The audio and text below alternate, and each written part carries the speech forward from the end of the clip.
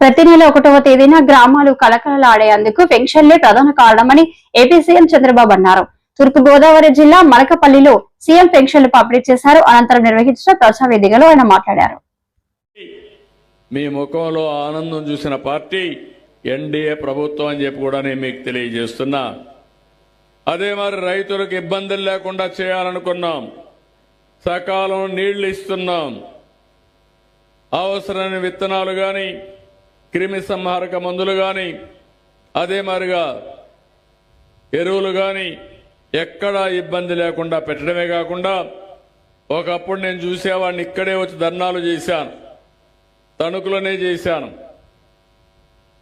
ఆ రోజు మనం చూస్తే వాళ్లకు నచ్చిన రైస్ మిల్ ఇచ్చేవాళ్ళు. ఇక్కడి నుంచే ఎక్కడో ఈస్ట్ గోదావరిలో లేకుంటే కాకినాడ దగ్గర ఇచ్చి మీరు అక్కడికి పోయి 4-5 రోజులు వెయిట్ చేసేవాళ్ళు. కానీ ఈరోజు మీరు ఏ రైస్ మిల్లో ఇవ్వాలంటే మీకు దగ్గరుండే రైస్ మిల్లుకి మీ ధాన్యాన్ని నమ్మించే వెసులుబాటు ఇచ్చిన పార్టీ ఎన్డీఏ అని చెప్పి కూడా నేను మీకు తెలియజేస్తున్నా. ఇది కాకుండా ఈరోజు ధాన్యం కొనుగోళ్లు కూడా ఎప్పటికప్పుడు డబ్బులు ఇవ్వడానికి ఎన్ని ఇబ్బందులున్నా ఇటీవల కొన్ని ఇబ్బందులు వచ్చాయి. అయినా కూడా నేను ఒకటే చెప్పాను, ముందు రైతుకి ఇవ్వాలి. ఇవ్వడానికి అన్ని విధాల శ్రీకారం చుట్టి ధాన్యం ఇచ్చిన వెంటనే మీ డబ్బులు మీ అకౌంట్లో వేసే బాధ్యత కూడా తీసుకుంటున్నాం. మొన్నే ఇన్పుట్ సబ్సిడీ వస్తే ఇక్కడే మంత్రులు ఇద్దరు చెప్పిన తర్వాత ఆ ఇన్పుట్ సబ్సిడీ కూడా మీ అకౌంట్లో వేసావని చెప్పి కూడా నేను మీకు తెలియజేస్తున్నా. కేంద్రం ఈరోజు అన్నదాత సుఖీభవ కింద కేంద్రం డబ్బులు వేస్తున్నారు. ఈ నెలలోనే వేస్తారు. నేను ఒకే మాట చెప్పాను, 20,000 రూపాయలు అన్నదాతకిచ్చే బాధ్యత కేంద్రం రాష్ట్రం కలిసి ఇచ్చే బాధ్యత నాదని చెప్పాను. మాట నిలబెట్టుకుంటాం. ఇప్పటి నుంచి కేంద్రంతో సమానంగా మీ అకౌంట్లో డబ్బులు వేసే బాధ్యత మాదని మరొక్కసారి హామీ ఇస్తున్నా. ఈ విధంగా మీరు ఒకసారి చూస్తే అన్ని కూడా ఇంకొక పక్క ఆర్టీసీల్లో ఉచిత ప్రయాణ సౌకర్యం ఆడబిడ్డలకు ఇస్తానని హామీ ఇచ్చాను. తొందరలోనే ఆడబిడ్డలందరూ ఆగస్టు 15 నుంచి ఉచిత ప్రయాణ సౌకర్యం ఏర్పాటు చేసే బాధ్యత ఈ ప్రభుత్వం తీసుకుంటాం. ఇది కూడా అమలు చేస్తామని చెప్పి కూడా నేను మీకు తెలియజేస్తున్నా. మొన్ననే యోగాంధ్ర గిన్నిస్ రికార్డు 2 వచ్చాయి. 21 వరల్డ్ బుక్ ఆఫ్ రికార్డ్స్ వచ్చాయి. ప్రధానమంత్రి గారు వచ్చినప్పుడు బ్రహ్మాండంగా జరిగింది. ఇలాంటి కార్యక్రమాలు చూసినప్పుడు ఈ రాష్ట్రంలో మీరు ఎంతో అభిమానంతో ఏం చెప్పినా ఆలోచిస్తున్నారు. నేను కూడా అందుకే ఏ పని చేసినా చిత్తశుద్ధితో చేయాలని ఈ కార్యక్రమాలన్నీ చేపట్టాను. ఈరోజు 12 నెలలు అయింది. 12 నెలలు కూడా పింఛన్లు ఇచ్చాను. ఈరోజు 13వ నెల అయింది. Tekkali YSRCP incharge Perada Tilak press meet. కూటమి ప్రభుత్వానికి టెక్కలి వైఎస్ఆర్సీపీ ఇన్ఛార్జి పేరాడ తిలక్ సవాల్. కింజారపు కుటుంబం విచ్చలవిడిగా మైనింగ్ దోపిడీ చేస్తున్నారని ఆరోపించారు తిలక్. ప్రభుత్వం ఆదాయం గండికొట్టడంలో కింజారపు కుటుంబం దిట్ట అని టెక్కలి వైఎస్ఆర్సీపీ పార్టీ కార్యాలయంలో తిలక్ పాత్రికేయుల సమావేశంలో ఆయన మాట్లాడారు. గడిచిన ప్రభుత్వంలో విశ్వ సముద్ర అనే ఏజెన్సీ ఉండేది. కూటమి గవర్నమెంట్ వచ్చాక ఏఎంఆర్ ఏజెన్సీ తెచ్చారు. అది సహించలేక బాబాయి అబ్బాయి రాష్ట్ర మంత్రి కింజారపు అచ్చెన్నాయుడు, అబ్బాయి కేంద్ర మంత్రి కింజారపు రామ్మోహన్ నాయుడు కలిసి ప్రైవేట్ ఏజెన్సీ తీసేశారు. కింజారపు ఏజెన్సీ అని పెట్టి గవర్నమెంట్ కి రావాల్సిన నిధులన్నీ కింజారపు కుటుంబం ఖాతాలోకి జమ చేసుకుంటున్నారని అన్నారు. పోర్టుకి కావాలని చెప్పి గ్రావెల్ కాంట్రాక్టర్లు వాళ్ల మనుషులకు పెట్టి ఇష్టానుసారంగా ఒక్కొక్క మండలంలో ఒక్కొక్క పంచాయతీ నుంచి దోచుకున్నోడికి దోచుకున్నంత గ్రావెల్ ను పోర్టుకి అమ్ముకుంటున్నారు. సంవత్సర కాలంలో దోపిడీలు, అరాచకాలు, విధ్వంసమైన పాలన, ప్రత్యేకమైన దోపిడీ, ప్రపంచంలోనే ఎవరూ చేయలేని విధంగా వ్యాపారంలో అనుభవం ఉన్న వాళ్ళు కూడా ఇంత దోపిడీకి ఏనాడు పూనుకొని ఉండే పరిస్థితి లేదు. ఈరోజు టెక్కల్ నియోజకవర్గంలో రాజకీయ నాయకులు, ఒకరు కేంద్ర మంత్రి, ఇంకొకరు రాష్ట్ర మంత్రి గారు, కుటుంబ సభ్యులు మొత్తం కింజిరాపు కుటుంబం, మైనింగ్ దోపిడీ, మైనింగ్లో ఎన్ని రకాలైన వెసులుబాట్లు ఉన్నాయో, మైనింగ్ ద్వారా ప్రభుత్వ ఆదాయానికి ఎలా గండి కొట్టొచ్చు, ఏ రకంగా దోసుకొని సంపన్నులం అవ్వచ్చు అనడానికి ఇక్కడ విషయాలను లోతుగా వెళ్ళి పరిశీలిస్తే ఇక్కడ జరుగుతున్న గ్రానైట్ పరిశ్రమలో కానీ,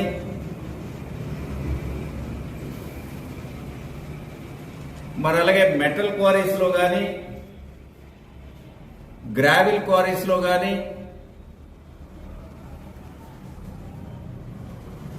గ్రానైట్ పాలిషింగ్ యూనిట్లో కానీ, ఇసుకలో ఏపీలో రాష్ట్ర విభజన తర్వాత కుదేలైన కాంగ్రెస్ పార్టీకి తిరిగి జవసత్వాలు నింపేందుకు ప్రయత్నిస్తున్న పిసిసి చీఫ్ వైఎస్ షర్మిల ఇవాళ ఔత్సాహికులకు బహిరంగ ఆఫర్ ఇచ్చారు. కాంగ్రెస్ పార్టీ సిద్ధాంతాల మీద గౌరవం ఉన్న వాళ్ళు ముందుకు రావాలని ఆమె కోరారు. నాయకత్వం మీద నమ్మకం ఉన్న వాళ్ళు ముందుకు రావాలని సూచించారు. కాంగ్రెస్ పార్టీ హెడ్ క్వార్టర్ నుంచి కాంగ్రెస్ పార్టీ అధ్యక్షురాలిగా నేను ఒక బహిరంగ అపీల్ చేస్తున్నా. అదేమిటంటే, కాంగ్రెస్ పార్టీ సిద్ధాంతాల మీద గౌరవం ఉన్న వాళ్ళు, కాంగ్రెస్ పార్టీ నాయకత్వం మీద నమ్మకం ఉన్న వాళ్ళు, రాజకీయ ఆకాంక్షలు ఉన్నవాళ్ళు, ఫ్యూచర్ లో ఎమ్మెల్యేలు కావాలనుకుంటున్న వాళ్ళు, కాంగ్రెస్ పార్టీని బలోపేతం చేయటానికి వాళ్ళు ముందుకొచ్చి వాళ్ళ రీసోర్సెస్, వాళ్ళ టైంని కాంగ్రెస్ పార్టీకి కేటాయించగలిగితే ఫ్యూచర్ లో వాళ్ళు పోటీ చేయడానికి, ఎమ్మెల్యేలుగా అవకాశం ఇవ్వటానికి కాంగ్రెస్ పార్టీ వాళ్ళకు ఒక ప్లాట్ఫామ్ ఇవ్వడానికి రెడీగా ఉన్నాం. ఇది ఎందుకు చెప్పాల్సి వస్తుంది అంటే, నిజానికి కాంగ్రెస్ పార్టీ నాయకులు, కార్యకర్తలు చాలా కమిట్మెంట్ తో కూడిన వాళ్ళు, చాలా సిన్సియారిటీ ఉన్నవాళ్ళు. ఇన్ని సంవత్సరాలు కాంగ్రెస్ పార్టీ కష్టకాలంలో ఉన్నప్పుడు కాంగ్రెస్ పార్టీ జెండాను మోసిన వాళ్ళు, కాంగ్రెస్ పార్టీని తమ భుజాన మీద ఎత్తుకొని నడిచిన వాళ్ళు. ఈ రోజుటి వరకు కూడా కాంగ్రెస్ పార్టీ అంటే ప్రాణం పెట్టే వాళ్ళు చాలా మంది ఉన్నారు. కాంగ్రెస్ పార్టీ నాయకులు, కార్యకర్తలు ప్రతి జిల్లాలోనూ వాళ్ళ తపన చూస్తుంటే నిజంగా వీళ్ళలో ఇంత కమిట్మెంట్ ఇంత కాలం నుంచి వీళ్ళు క్యారీ ఆన్ చేశారు అంటే చాలా ఆశ్చర్యంగాను చాలా సంతోషంగాను అనిపించింది. వీళ్ళే కాదు, కాంగ్రెస్ పార్టీకి ఎంతో లక్షల మంది అభిమానులు ఉన్నారు. రాజశేఖర రెడ్డి గారి పథకాల వల్ల లబ్ధి పొందిన వాళ్ళు ఉన్నారు.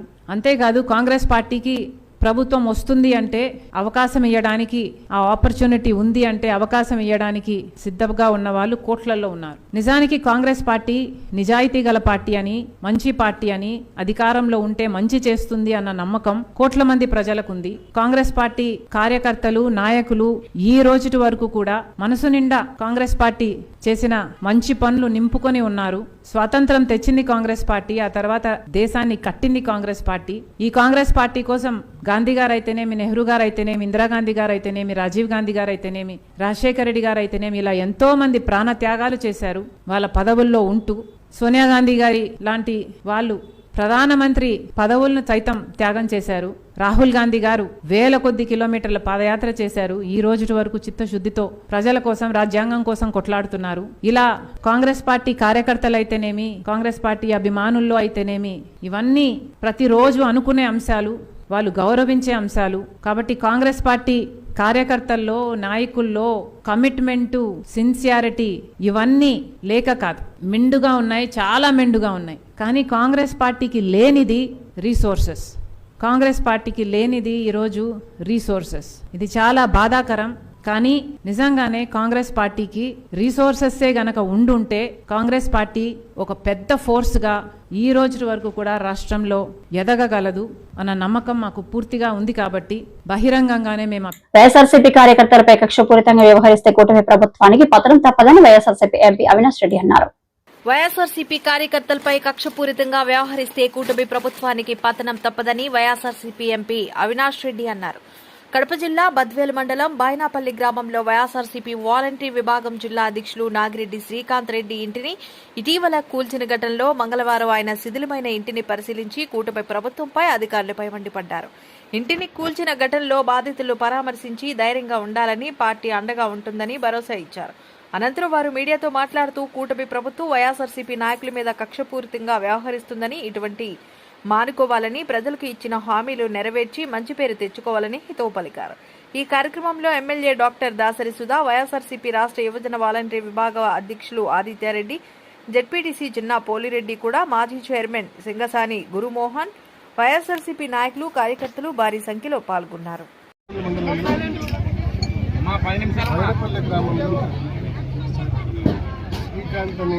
యువకుడు, వైఎస్ఆర్ కాంగ్రెస్ పార్టీ కార్యకర్త మరియు జిల్లా వాలంటీర్స్ వింగ్ అధ్యక్షుడు.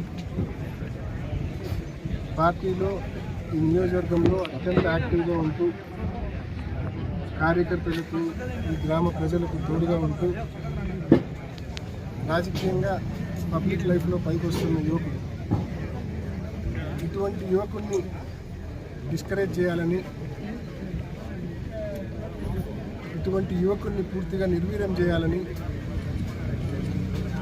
ఇవాళ ఈ కూటమి ప్రభుత్వం వారి సంవత్సర విధ్వంసకర పాలనకు ప్రతీకగా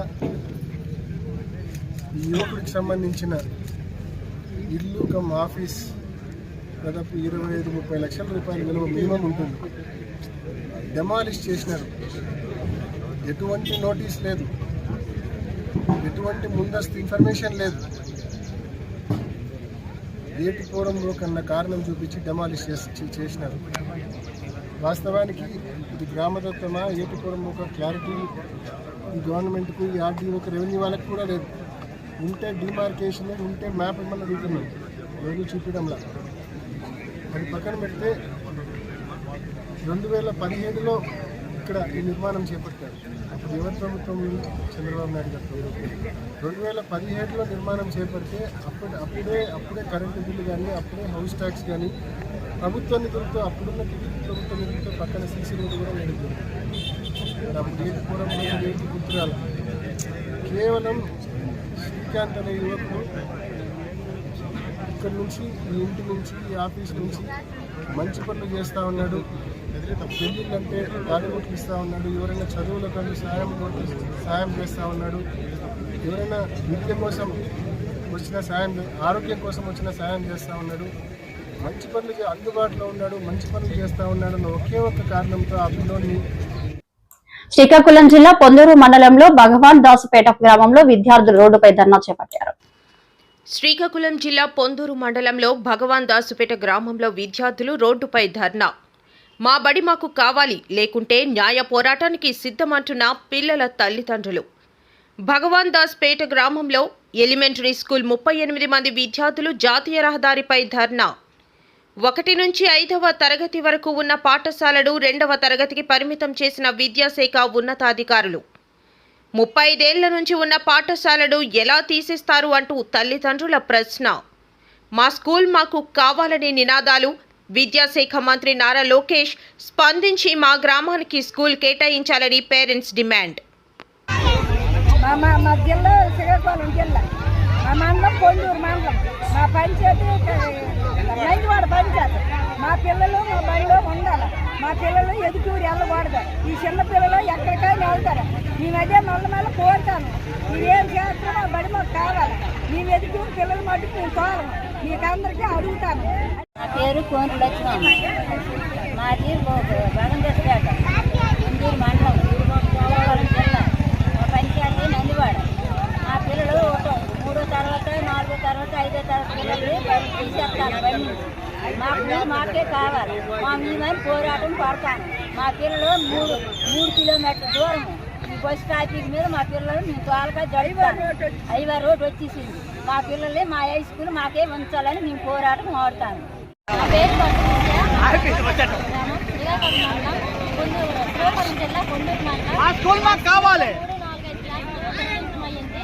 ఈ పిల్లలు హైవే ఎక్కి రవాణా చేయలేరు కాబట్టి రవాణా మీద వాళ్ళకి ఇబ్బందిగా ఉంది. మాకు ఎట్టి పరిస్థితుల్లో మాకు స్కూల్ కావాలని ధర్నా చేస్తున్నాం. ఉన్నత విద్యా పాఠశాలలోని అందరూ ఇచ్చేయాలని కోరుతున్నాను. గ్రామంలో 1 నుంచి 5 వరకు స్కూల్ ఇప్పటివరకు ఉండేది. మొన్న ఒక స్కూల్ టీచర్ వచ్చి 3 నుంచి 5 క్లాస్ వరకు టీసీలు ఇచ్చేసారు వాళ్ళకి నరసాపురంలో స్కూల్ మెట్ చేస్తారని మాకు ఇన్ఫర్మేషన్ వచ్చింది. అందువలన మాకు 1 నుంచి 5 వరకు స్కూల్ ఉండాలని మా డిమాండ్. రెండోది ఏంటంటే ఇక్కడ స్కూల్ పిల్లల్ని నరసాపురం పంపించాలంటే ఇది ఒక వెహికల్స్ ఎక్కువగా ట్రాఫిక్ ఉండే ఏరియా, రోడ్డు పెద్దగా ఉంటుంది. మళ్ళీ మా స్మాల్ స్కేల్ ఇండస్ట్రీస్, కసరాసు, బ్రిక్స్ ఎక్కువ హెవీ వెహికల్స్ వస్తాయి కాబట్టి పిల్లలకి ట్రాన్స్పోర్ట్ ఇది కొంచెం ట్రావెలింగ్ కష్టంగా ఉంటుంది. ప్లస్ వాళ్ళు చిన్నపిల్లలు కాబట్టి వాళ్ళకి మైండ్ మెచ్యూరిటీ పెద్దగా ఉండదు కనుక వాళ్ళు అక్కడ స్కూల్లో జాయిన్ చేసిన వేరే స్కూల్లో వాళ్ళకి ఏదైనా ఇబ్బంది కలిగినా వాళ్ళు ఫేస్ చేయలేరు కాబట్టి అక్కడ చిన్నపిల్లలు ఇబ్బంది పడతారని అక్కడ స్కూల్ పిల్లల తల్లిదండ్రులు ఇబ్బంది పడుతున్నారు. ఒకవేళ స్కూల్ నరసాపురంలో మెర్జ్ చేయవలసి వస్తే వాళ్ళు మేము నరసాపురం పంపించము, లేదా మేము ఏదైనా ప్రజలకు నిరంతరం అందుబాటులో ఉండడం అనేది రాజకీయాల్లో ఎంతో ముఖ్యమని, అందుకు సోషల్ మీడియాను విస్తృతంగా ఉపయోగించాలని యువ విభాగాన్ని ఉద్దేశించి జగన్మోహన్ రెడ్డి అన్నారు. మంగళవారం తాడేపల్లి పార్టీ కేంద్ర కార్యాలయంలో జరిగిన యువ విభాగం సమావేశంలో ఆయన కీలక వ్యాఖ్యలు చేశారు. నాతో పాటు కొంతమంది నాయకులు, నా మీద వ్యక్తిగతంగా అభిమానం ఉన్న నాయకులు కొంతమంది, మా కడప జిల్లాల నుంచి మరి ముఖ్యంగా కొంతమంది నాయకులు నాతో పాటు రావాలని అడుగులు ముందుకేశారు. నేనన్నా నా పరిస్థితి ఏమిటో నాకే అర్థం కావడం లేదు. అందరూ అంటా ఉన్నారు కేంద్రంలో కాంగ్రెస్ పార్టీతో ఢీకొంటా ఉన్నావు, రాష్ట్రంలో ముఖ్యమంత్రితో ఢీకొంటా ఉన్నావు కాంగ్రెస్ పార్టీతో. ఇలాంటి పరిస్థితుల్లో నా పరిస్థితి అగమ్య గోచరంగా ఉన్నప్పుడు నేను మిమ్మల్ని నాతో పాటు రమ్మని చెప్పి నేను చెప్పలేను. దేవుడు ఆశీర్వదించి నేను ఎదిగినప్పుడు, నేను బాగున్నప్పుడు అప్పుడు రండి అని చెప్పి కొంతమందికి చెప్పిన. ఇట్లా రాష్ట్రం వైపు తిరిగి చూస్తే ఎవ్వరూ లేరు వెనకాల, కేవలం నేను, నాతో పాటే అమ్మ, మేము మాత్రమే ఉన్నాం. ఆ ప్రస్థానం అక్కడి నుంచి మొదలైంది. కానీ రాజకీయాలలో ఎప్పటికీ కూడా విలువలు, విశ్వసనీయత ఇవి మాత్రం ఎక్కడా ఎప్పుడూ తగ్గనేలా. ఎన్ని కష్టాలు వచ్చినా కూడా ఇటువైపు చూస్తే పొలిటికల్ ఒబ్లివియన్ అంటారు, ఏ రోజు కూడా కాంప్రమైజ్ కాల. విలువలు, విశ్వసనీయత అన్న దానికి మాత్రం పెద్ద పీట వేశాం. విలువలు, విశ్వసనీయత అన్నది ఎట్లాంటి పరిస్థితిలో ఉన్నా కూడా ఏ రోజు కూడా అవి ప్రశ్నించే పరిస్థితిలో ఏ రోజు రాజకీయాలు ఎప్పుడు చేయాల. అక్కడి నుంచి సాగింది రాజకీయ ప్రయాణం. ఆ తర్వాత నాతో పాటు 18 మంది ఎమ్మెల్యేలు కాంగ్రెస్ పార్టీ వీడి నాతో పాటు రావాలన్నారు. అందరినీ పదవులు రాజీనామా చేయమన్నా. రాజమోహన్ రెడ్డి ఎంపీ నాతో పాటే వస్తానన్నాడు. అన్న రాజీనామా చేయన్నా. రాజీనామా చేశాడు, వచ్చినాడు. బై ఎలక్షన్ జరిగింది. నా ఎలక్షన్ బై ఎలక్షన్, అమ్మ election by election, Rajamohan Reddy election by election.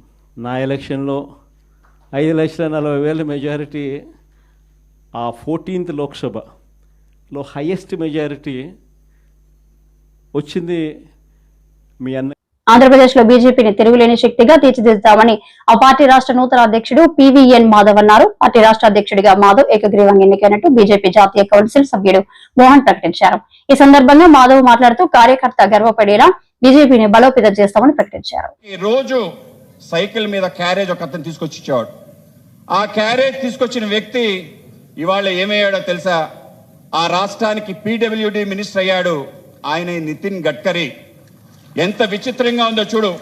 అంత సామాన్యంగా ఉండే కార్యకర్త అసామానంగా తయారై మన పార్టీకి సంబంధించి ఉన్నత స్థానానికి రావటం నాకు చాలా ఆనందంగా ఉంది. నువ్వు కూడా ఆ స్థానానికి ఉంటే బాగుండని చెప్పి లేఖలో రాశాడు. అదే ఇంటి నుంచి తర్వాత కాలంలో మహారాష్ట్ర యొక్క ముఖ్యమంత్రి, ప్రస్తుత ముఖ్యమంత్రి ఫడ్నవీస్ గారు ఆ ఇంట్లోనే నాన్నగారు ఉండటం జరిగింది. వాళ్ళ నాన్నగారు అప్పుడు ఎమ్మెల్సీగా ఉన్నారు. అజ్ఞాతవాసం సమయంలో ఆ ఇంట్లో ఉండటం జరిగింది.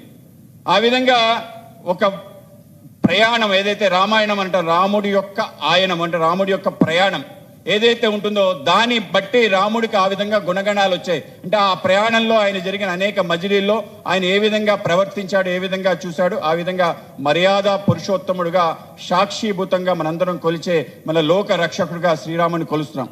అదేవిధంగా ప్రతి కార్యకర్త అత్యంత సాధారణంగా పనిచేస్తున్న కార్యకర్త, ఇంగ్లీష్లో ఒకటి ఉంది, hardships and travel makes ordinary persons to reach greatest destiny. ఆ విధంగా కేవలం ప్రయాణం ద్వారా, పర్యటన ద్వారా, తిరగటం ద్వారా ఆ విధంగా అద్భుతమైన కార్యక్రమాలు చేయటం, ఆ విధంగానే నేను ఈరోజు రాష్ట్ర అధ్యక్షుడనే ఇక బాధ్యతని స్వీకరిస్తున్నానని భావిస్తున్నాను. ఈ బాధ్యత స్వీకరించే కార్యక్రమంకి చీఫ్ ఎలక్షన్ ఆఫీసర్గా పనిచేస్తున్న మన ఈ పక్క రాష్ట్రం కర్ణాటక నుంచి వచ్చిన పెద్దలు పిసి మోహన్ గారికి ముందుగా ధన్యవాదాలు తెలియజేస్తున్నాను.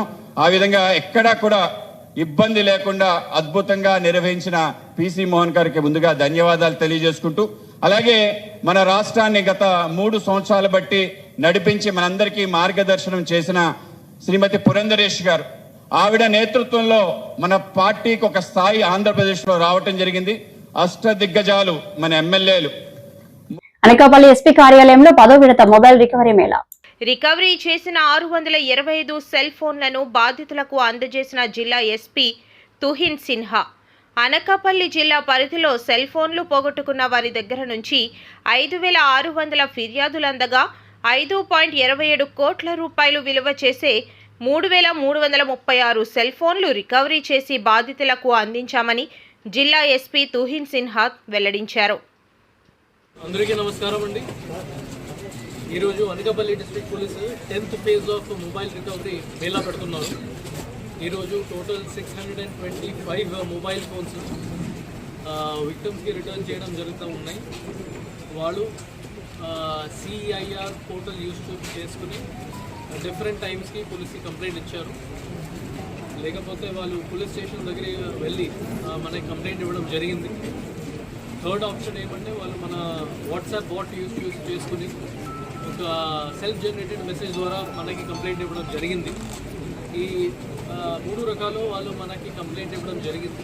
దాని మీద మన IT core team, especially mobile recovery team under the guidance of additional SP crimes, inspector IT core Venkatrao and SI IT core Suresh along with they team బాగా హార్డ్ వర్క్ చేసుకుని ఇది ఎంటైర్ 625 మొబైల్ ఫోన్స్ రికవర్ చేయడం జరిగింది. దానికి value approximately 1.25 crores దాకా మనం estimate చేసుకుంటున్నాము. ఇది 10th phase of mobile recovery మన అనకాపల్లి డిస్ట్రిక్ట్లోనే అవుతుంది. ఇప్పుడు వరకు టోటల్ 3,335 మొబైల్ ఫోన్స్ కూడా రికవర్ చేసి పబ్లిక్కి ఇవ్వడం జరిగింది, ఓనర్స్కి ఇవ్వడం జరిగింది. Total value is around 5.27 crores. So for this, I am really grateful and thankful to the IT core team for their hard work and dedication. And I am thankful to the public that వాళ్ళు కూడా ఎంత aware అయ్యి మన police మీద నమ్మకం పెట్టి complaint కూడా ఇస్తున్నారు. Because of that, we are able to give such good results.